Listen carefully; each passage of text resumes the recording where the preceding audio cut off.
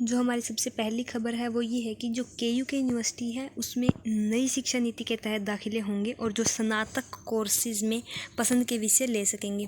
इसका मतलब है कि जो अभी पीछे कुछ दिन पहले जो नई शिक्षा नीति लागू हुई थी उसके अकॉर्डिंग हम KUK यूनिवर्सिटीज़ में अपनी पसंदीदा के सब्जेक्ट पढ़ सकते हैं।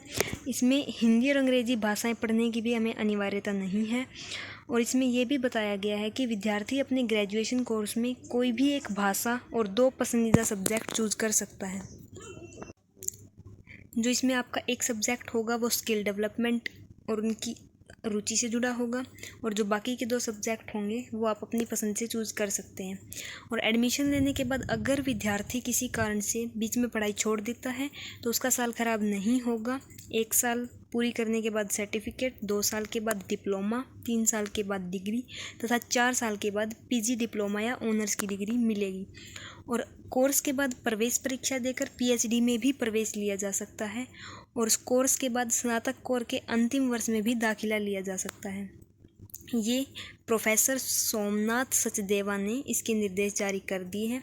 ये सिर्फ अभी KUK में जो नई शिक्षा नीति है ये सिर्फ KUK में लागू हुई है, बाकी यूनिवर्सिटीज़ में अभी नहीं हुई है।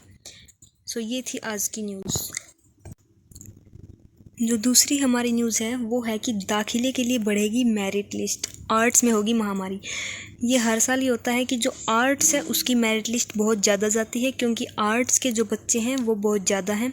यहाँ पे ये कॉलेजेस में सीटें दी हुई हैं, आप देख सकते हैं। जो MNS राजकीय महाविद्यालय है भिवानी में उसकी सीटें यहाँ पे ये आर्ट की 720 है BA की, बाकी ये BSc और BCom की दी हुई है, आप देख सकते हैं। और इसी तरह से आदर्श महिला महाविद्यालय में भी यहाँ पे BA की 560 है, BSc की जो है वो 40 हैं और ये सभी BSc की अलग अलग फील्ड की दी। इसी तरह राजीव गांधी राजकीय महाविद्यालय में भी यहाँ पे सीटें दी हुई हैं। सो भाई अब समय से अपने सभी डॉक्यूमेंट्स पूरे कर लें क्योंकि टाइम पे अगर डॉक्यूमेंट पूरे नहीं होते हैं तो सीट्स अवेलेबल नहीं होंगी बाद में कॉलेजेस में, क्योंकि इस बार मेरिट लिस्ट बहुत ज़्यादा जा चुकी है। धन्यवाद।